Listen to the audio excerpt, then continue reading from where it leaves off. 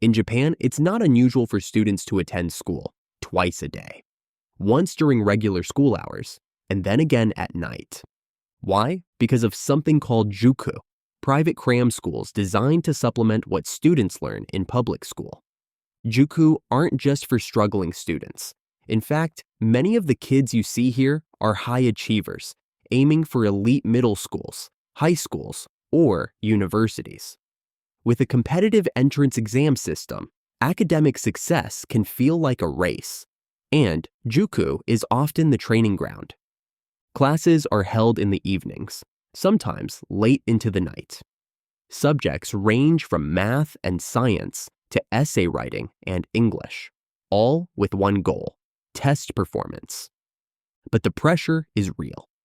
According to Japan's Ministry of Education, more than 60% of junior high students and over 35% of elementary students attend some form of Juku.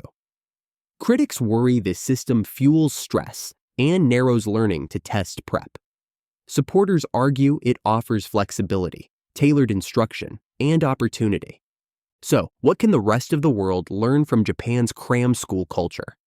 That's what we're exploring today: the discipline, the downside, and the deeper questions behind Juku. So, what exactly is Juku? Juku, or cram schools, are private after-school academies where students go to reinforce or accelerate their education outside of the traditional classroom. And not all Juku are the same. There are academic Juku, where students study math, science, and languages, often with a focus on test-taking skills. Then there are supplemental Juku, which support students who need extra help or want to get ahead in specific subjects. And finally, exam prep schools, known as Yobiko, which are laser-focused on getting students into top middle schools, high schools, and universities. While a typical Japanese school day ends around 4 p.m., for many kids, that's just the halfway point. By dusk, streets across Tokyo, Osaka, and beyond start glowing with Juku signs as thousands of students head to their second classroom of the day. In 2021, over 60% of junior high students in Japan attended some form of Juku, a reflection of both the intense academic competition and the cultural value placed on perseverance and self-discipline. But why do so many Japanese students attend Juku? Many reasons, but the short answer? Entrance exams. In Japan, getting into the right junior high, high school, or university often depends on passing a single high-stakes test. From age 12 onward, many students face a pressure cooker of expectations, where test scores can shape their academic and even career paths. Juku offers focused instruction, personalized support, and repetition, all designed to improve performance on these critical exams. For many parents, it's not optional, it's an investment. According to a 2021 survey by the Japan Private School Promotion Foundation, families spend an average of 300,000 to 400,000 yen a year, or about 2,000 to 3,000 US dollars, on Juku fees, depending on the student's grade level. One mother says, "It's not just tutoring, it's security. If we don't do it, we worry our child will fall behind." And that fear isn't unfounded. A junior high student we spoke with explains, "Everyone in my class goes. If I didn't, I'd feel like I was slipping." But Juku isn't just about chasing scores. It's about meeting expectations from parents, peers, and society. Academic success is often tied to honor and future stability, and for many, Juku becomes the bridge between ordinary effort and extraordinary opportunity.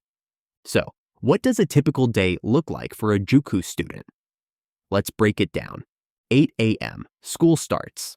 Students attend their regular public school day, which usually ends around 3:30 or 4 p.m. 4 p.m., many students stay for club activities. Sports teams, music groups, or cultural clubs are a big part of school life. 6 p.m., it's dinner time, sometimes at home, sometimes a quick meal at a convenience store. Then comes the commute to Juku. 7 p.m. to 10 p.m., cram school begins. Classes run for 2 to 3 hours, often covering advanced material or preparing for exams. It's a demanding schedule, with little time for rest, hobbies, or family. But despite the exhaustion, students often keep going, fueled by ambition, peer pressure, and the hope that these long days will lead to a better future. In many ways, it's a daily marathon of discipline over comfort. And it starts as young as elementary school. So, does Juku work? In many ways, yes.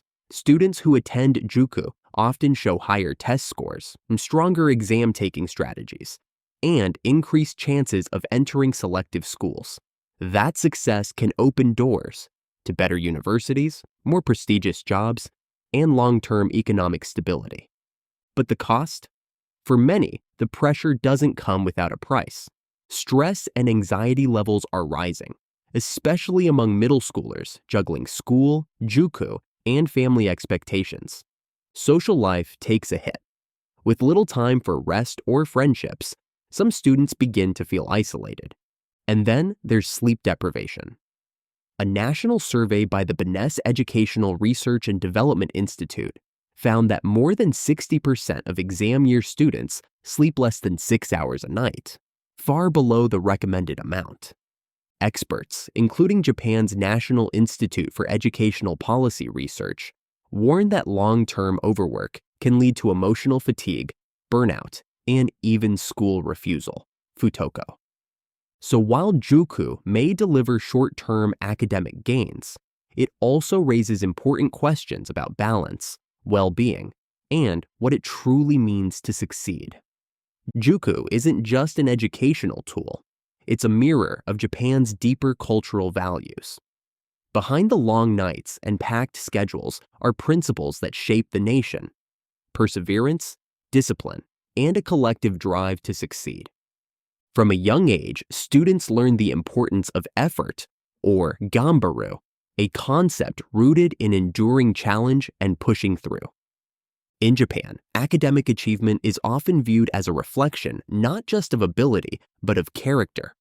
But as Juku expands, it raises a bigger question. Is this level of pressure the price of excellence, or a sign of deeper systemic imbalance? So, what can the world take from Japan's approach? The dedication is admirable. The work ethic is real. But perhaps the biggest lesson lies in balance. How to pursue achievement without sacrificing mental and emotional health along the way. Juku is a double-edged sword. It drives achievement, resilience, and opens doors that might otherwise remain closed. But it also comes with a cost: long hours, emotional fatigue, and time that could have been spent with family, friends, or just being a kid. Would you send your child to Juku if it meant a better future, but also more pressure?